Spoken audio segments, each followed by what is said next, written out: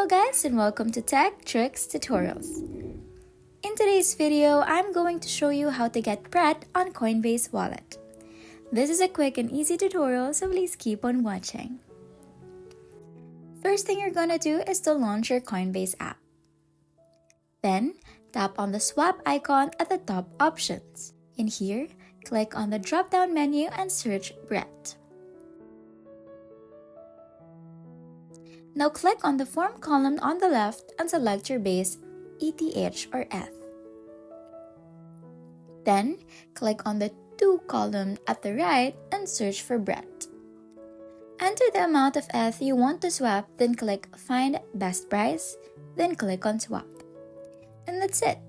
If you found this video helpful, please don't forget to like, share, and subscribe for more tech tricks and tutorials. Thanks for watching, and I'll see you in the next one. Bye!